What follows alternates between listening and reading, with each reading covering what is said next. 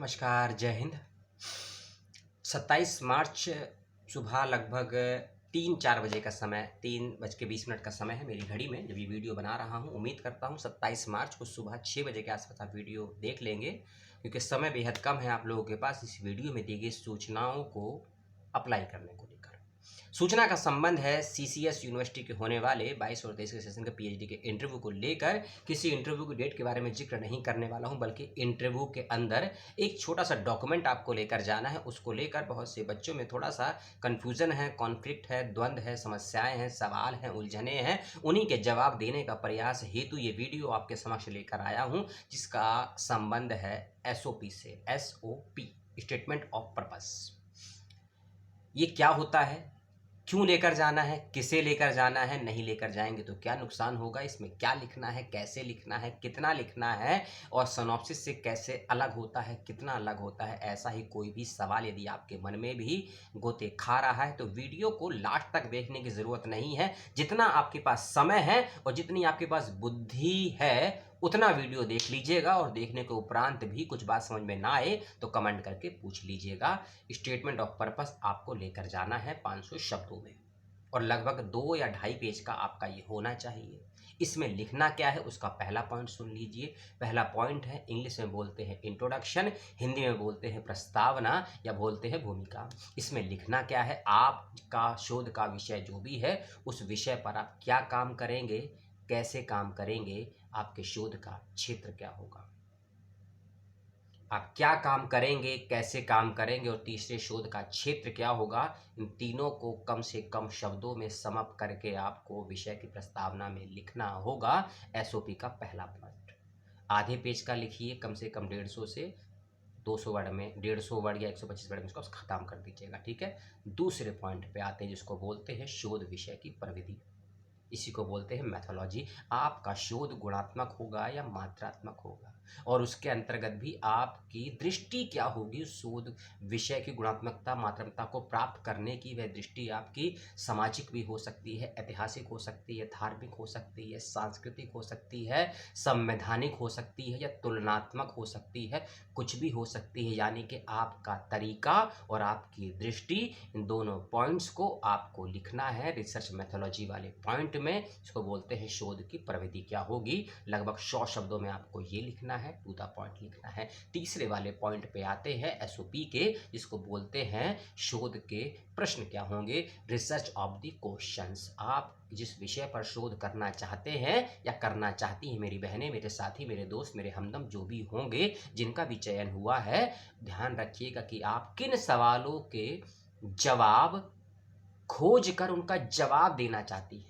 किन सवालों को खोज, क्योंकि हम जब एक हाइपोथेसिस बनाते हैं किसी भी शोध के टॉपिक को लेकर, तो हमारे मन में एक खाका बनता है, फ्रेम बनता है, एक डायग्राम बनता है, पिक्चर बनती है कि हम अपने शोध में इन इन विषयों का समाधान देने का प्रयास करेंगे। तो ऐसी कौन सी समस्याएं आपको लगी या कौन सी समस्याएं आपको दिखी इस शोध विषय के को तलाशते हुए, सोचते हुए, उन्हीं समस्याओं का, उन्हीं प्रश्नों का आपको जिक्र करना है एसओपी के तीसरे वाले पॉइंट में, जिसको बोलते हैं रिसर्च के क्वेश्चन। आपकी समस्या कितनी भी हो सकती है, कम से कम लिखिएगा, 3 लिखिए, 5 लिखिए, 7 लिखिए, 10 लिखिए, 20 लिख दीजिए, लेकिन इतना समय नहीं है और इतने शब्दों का लिमिटेशन नहीं है। आपके मान लीजिए 50 शब्द हैं या 50 प्रश्न हैं आपके, उन 50 में से 5 या 10 बेहतरीन प्रश्नों को एसओपी में लिख दीजिए, और बाकी के जो प्रश्न हैं जो आपको लिखने हैं, ज़्यादा आपको लगता है, सिनॉप्सिस में लिख दीजिएगा, ठीक है। लेकिन कम से कम बेहतरीन प्रश्नों को आप एसओपी में लिखिए।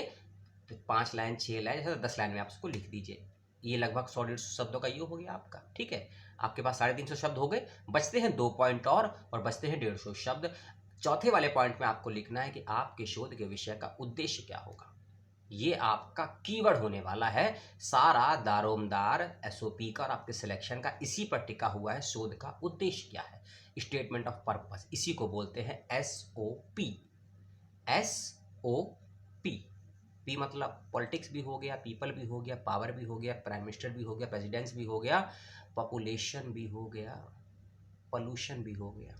क्योंकि विश्वविद्यालयों में शोध के नाम पर बहुत सा कचरा जमा हो गया है, और ऐसा कचरा है जो यूट्यूब, गूगल से लोग कलेक्ट करते हैं और विश्वविद्यालयों के लाइब्रेरी में जाके पटक आते हैं, और हम लोगों ने उनको नाम दे दिया सो कॉल्ड शोध। शोध के नाम पर उसमें बहुत कुछ होता है, लेकिन शोध नहीं होता है। क्योंकि अगर होता तो शायद किसी को नोबेल तो मिल ही जाता, किसी शोध को भारत में सैकड़ों साल हो गए, अभी तक तो मिला नहीं किसी को, शायद किसी को। कोई बात नहीं, वो एक जोक्स की बात है। अब जोक्स समझिए, सच समझिए, आप शोधार्थी हैं, आप में इतनी समझ तो है ही, मैं उम्मीद करता हूँ। हम कहाँ थे, हम भूल गए। देखिए, हाँ, ये भूलने की गलती मत कीजिएगा इंटरव्यू में।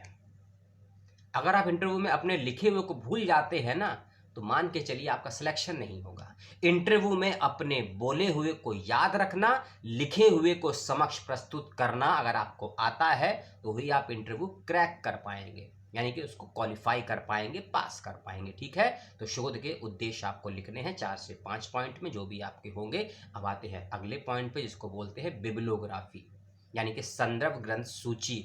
जिन पुस्तकों का, जिन पत्रिकाओं का, जिन वेबसाइट्स का, जिन आर्टिकल्स का भी आप प्रयोग करना चाहते हैं या करेंगी अपने आने वाले 5-6 सालों में शोध के अंतर्गत, उनकी एक सूची संक्षिप्त रूप में आपको तैयार करके देनी है। अपने अंतिम पॉइंट में 7-8 पुस्तकों के नाम दे दीजिएगा, ज़्यादा भी दे सकते हैं, कोई दिक्कत की बात नहीं है।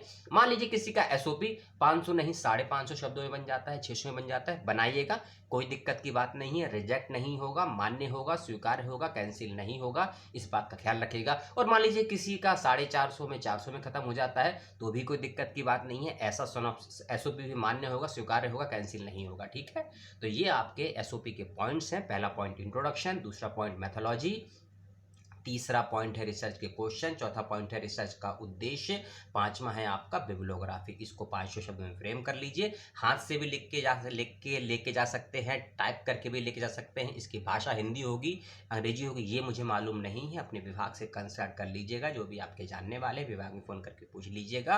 और आपके पास भी कोई और सवाल है इसी प्रकार का तो मुझे बताइए। अगली वीडियो में हम बात करेंगे सोनॉप्सिस की, शोध प्रस्ताव की, रिसर्च प्रपोजल की। क्योंकि चौधरी चरण सिंह यूनिवर्सिटी में इंटरव्यू का शेड्यूल आ गया है धीरे धीरे, और लखनऊ यूनिवर्सिटी का भी आ जाएगा। तो एक अगला वीडियो बना देंगे रिसर्च प्रपोजल को लेकर, और खासकर पीपीटी को लेकर भी, क्योंकि कुछ विश्वविद्यालयों में पीपीटी और सोनोप्सिस मांगा जाता है, कई जगह एसओपी पीपीटी मांगा जाता है। तो हम पीपीटी और सोनोप्सिस को लेकर कंबाइन वीडियो बना देंगे अगले वाले वीडियो में। वैसे तो और वीडियो बन चुके हैं इसके ऊपर, आप, मुझे पता है आप देखेंगे नहीं, या हो सकता है आपके पास समय ना हो, बहुत विद्वान हैं, बड़े व्यक्ति हैं, बढ़िया पढ़े लिखे हैं। क्योंकि आजकल की पीढ़ी को सुनना और देखना ज़्यादा पसंद है और ज़्यादा अच्छा लगता है, बदौलत पढ़ने के। क्योंकि जो पढ़ेगा वही तो अड़ेगा, और जो अड़ेगा वही तो गड़ेगा। रमाशंकर विद्रोही की ये लाइनें हैं, याद रखिएगा और अपने जीवन में अप्लाई करने का प्रयास करिएगा। एक अच्छे कवि थे, है नहीं थे, पढ़ने की कोशिश करिएगा, समझने में तो आपको दशक लग जाएंगे ऐसे कवियों को। जय